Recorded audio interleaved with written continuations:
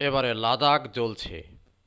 ভারতের রাজ্য, পৃথক রাজ্য লাদাখ, এটাকে স্বাধীন করে দেওয়া হয়েছে, অর্থাৎ পৃথক রাজ্যের মর্যাদা দেওয়া হয়েছে আজ থেকে 6 বছর আগে। কিন্তু এটাকে স্বাধীন রাজ্যে পরিণত করার পরিবর্তে কেন্দ্রীয় শাসিত রাজ্য হিসেবে রেখে দেওয়া হয়েছে।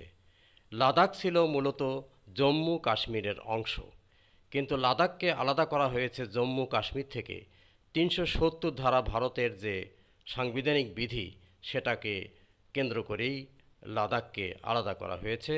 এবং কাশ্মীরকে আলাদা রাজ্যের মর্যাদা দিলেও লাদাখকে আলাদা রাজ্যের মর্যাদা দেওয়া হয়নি।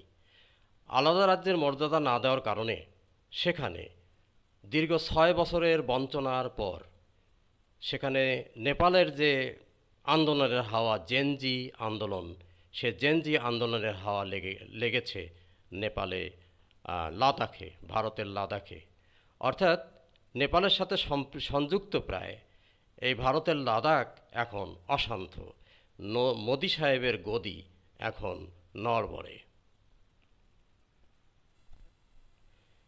দীর্ঘদিন ধরে ভারতে মোদির নেতৃত্বে বিজেপি ব্যাপক সন্ত্রাসী কার্যক্রম চালিয়ে যাচ্ছে এবং জোরপূর্বক সারা দেশে শাসন চালিয়ে যাচ্ছে দমন পীড়ন এবং হত্যাযজ্ঞের মাধ্যমে। সে দেশের নাগরিকের যে সত্যিকার প্রাণের চাওয়া, মনের চাহিদাকে আড়াল করে বহিঃশত্রুর আক্রমণ, বহিঃশত্রুর ষড়যন্ত্র হিসাবে দেখছে সেখানকার নেতাদের আচরণকে, নেতাদের ন্যায্য দাবিকে। তারা বলছে এটা বাহিরের শত্রুদের ষড়যন্ত্র, এবং ষড়যন্ত্রের অংশ হিসাবে তারা জঙ্গি তৎপরতা চালাচ্ছে রাজ্যগুলোতে, যাতে করে রাজ্যগুলো অশান্ত হয় এবং রাজ্যগুলো অন্য দেশের অধীনে চলে যায়। কিন্তু বাস্তবিক অর্থে কথাটা কিন্তু তা নয়। তার কারণ হলো, প্রকৃতপক্ষে রাজ্যের নাগরিকদের মর্যাদা, রাজ্যের নাগরিকদের যে অধিকার, সেই অধিকারের প্রতি নজর না দিয়ে বিষয়টাকে অন্যদিকে মোটিভেট করার চেষ্টা করছে বিজেপি। যার কারণে লাদাখে একদিন আগেই আন্দোলন শুরু হয়েছে। সেখানে রাজ্যের যুবকদের নেতা সুনাম ওয়াংচুক কয়েকদিন ধরে অনশন করছেন এবং আজ তিনি অনশন ভেঙেছেন।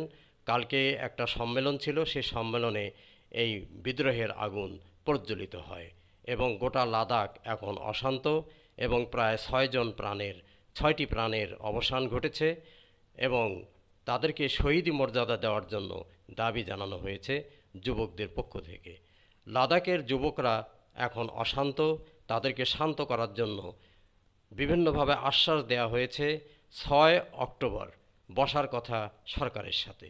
কিন্তু 6 অক্টোবরে তারা বিশ্বাস স্থাপন করতে পারছে না, কেননা ইতিমধ্যে 2 মাস আগেই তারা ভারতের স্বরাষ্ট্রমন্ত্রীর সাথে দেখা করেছে, কিন্তু স্বরাষ্ট্রমন্ত্রী তাদেরকে পরিপূর্ণ আশ্বাস দিতে পারেননি, বরং নিরাশ করেছে। গত 6 বছর ধরে বিভিন্ন পর্যায়ে তাদের আলোচনা চলছে, কিন্তু আলোচনায় কোনো অগ্রগতি না হওয়ার কারণে আজকে লাদাখ অশান্ত। বলা হচ্ছে লাদাখের যে যুবক নেতা সুনাম ওয়াংচুক, সে হলো চীনের দালাল, কিংবা বলা হচ্ছে ভুটানের দালাল, কিংবা বলা হচ্ছে নেপালের দালাল। অর্থাৎ চীনের ষড়যন্ত্রে, নেপালের ষড়যন্ত্রে, নেপালের জেনজির ষড়যন্ত্রে সেখানে ওয়াংচুক আন্দোলন শুরু করেছে এবং দেশকে অশান্ত করার জন্য, পৃথক রাজ্য কিংবা স্বাধীন লাদাখ করার জন্য ষড়যন্ত্র চালাচ্ছে। কিন্তু বিজেপি এটাকে এইভাবে অপপ্রচার করার কারণে তরুণদের যে মনের রাগ, যে ক্ষোভ পড়েছে লাদাখের বিজেপি যে অফিস, সে অফিস ভাঙচুর এবং আগুন লাগানোর মধ্য দিয়ে গতকালকে সেখানে ব্যাপক ভাঙচুর করা হয় এবং আগুন লাগানো হয়, সামনে দাঁড়ানো গাড়িগুলোকে আগুন লাগানো হয়। অর্থাৎ এভাবেই চলছে লাদাখের আন্দোলন, যুব আন্দোলন। দেখা যাক, বলা যায় না এই আন্দোলন সারা ভারতব্যাপী ছড়িয়ে পড়তে পারে, মোদির গদি এবার নড়বড়ে হয়ে যেতে পারে। বাস্তবে জনগণের প্রকৃত দাবিকে উপেক্ষা করে, বিষয়টাকে অন্যদিকে মোটিভেট করে আন্দোলনকে দমানোর যে রয়ের যে নীতি, এই নীতিটা অত্যন্ত খারাপ এবং সে দেশে মোদির যে নীতি, মোদির যে দুর্নীতি, সে দুর্নীতিটা আর টিকবে না, হয়তোবা মোদির গদি নিয়ে টানাটানি উঠবে। দেখা যাক কি হয়। ধন্যবাদ। খোদা হাফেজ।